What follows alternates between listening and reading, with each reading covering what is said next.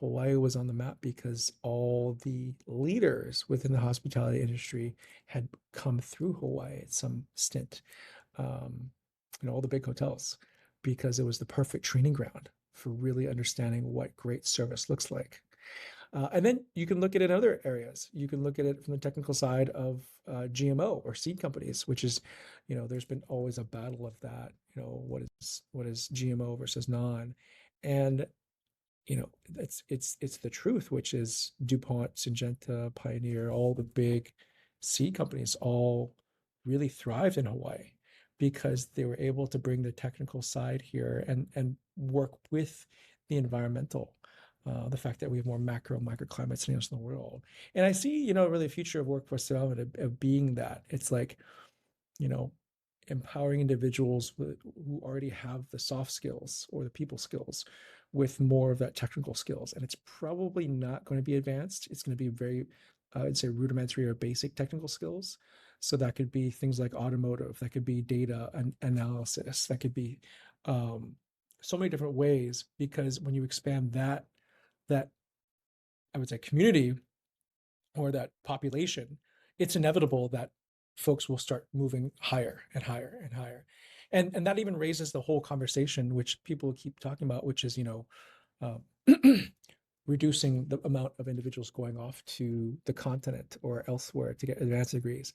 I personally take a very, I would call it a Singaporean view, which is an economic strategy that they did decades and decades ago, which is actually encourage that with the idea that one day, sooner when you want to take care of your parents or grandparents or raise a family, come back. And, we talk about the whole come on and come home component too, which is very deeply engraved in workforce development. And I think, it's the opportunities abroad or on the continent are so much greater. And we keep saying we're going to do this or we should do this as a negative thing versus actually embracing it, saying, how do we actually leverage this more? How do we actually look at this as a positive way where we can have folks come back more frequently?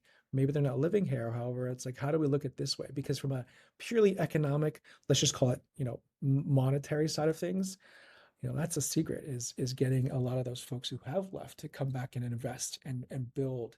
And of course, own more of that real estate so that one day they will come back. Maybe it's sooner than later. Or again, we talk about this from the entrepreneurial lens. Besides, entrepreneurship, to me, entrepreneurship actually equals hope. To me, entrepreneurship is that mindset. And, you know, I was very gracious to support a number of individuals bringing design thinking to Hawaii, almost 2 decades ago. And just that mindset and way of thinking um, is that shift. And it's been decades since. So a number of students or individuals who've been kind of gone through the process and understanding, um, and that mindset is huge.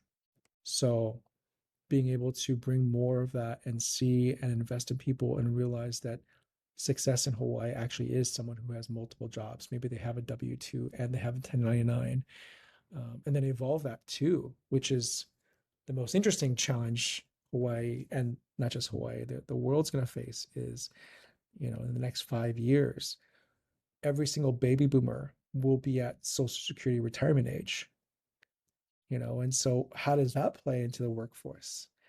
And so there'll definitely be a shift and a change in leadership.